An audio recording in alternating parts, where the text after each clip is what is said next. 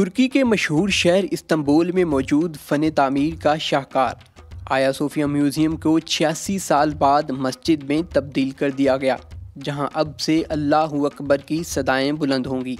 तुर्क सदर रजब तैयब अर्दवान ने तारीखी अहमियत की हामिल और यूनेस्को के आलमी विरसे की फहरिस्त में शामिल म्यूज़ियम आया सोफिया को मस्जिद में तब्दील करने के सद्दारती हुक्मनामे पर दस्तखत कर दिए और 24 जुलाई से नमाज की अदायगी के आगाज़ का ऐलान किया है।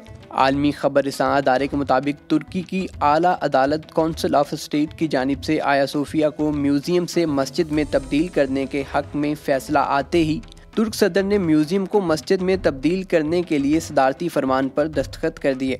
सदारती हुक्म पर दस्तखत के बाद सदर तैयब अर्दगान ने ऐलान किया है कि 24 जुलाई को म्यूज़ियम में नमाज की अदायगी शुरू हो जाएगी।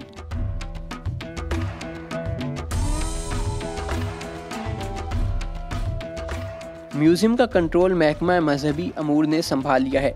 1934 के बाद अब दोबारा म्यूज़ियम में अजान की सदाएं गूंजेंगी और नमाज अदा की जाएगी। कबल अज़ीं तुर्की की आला अदलिया ने मस्जिद की बहाली के फैसले में आया सोफिया को सुल्तान फातिह मोहम्मद ट्रस्ट की मलकियत करार देते हुए कहा था कि 24 नवंबर 1934 का हुकूमती फ़ैसला मुल्की कानून से मेल नहीं खाता। इस फैसले से इमारत की मस्जिद की हैसियत ख़त्म करके इसे म्यूज़ियम बना दिया गया था। वाज़ेह रहे कि ये इमारत 6वीं सदी में बाज़ंतीनी बादशाह के दौर में बनाई गई थी और 1000 साल तक ये इमारत दुनिया के सबसे बड़े गिरजाघर के तौर पर इस्तेमाल होती रही।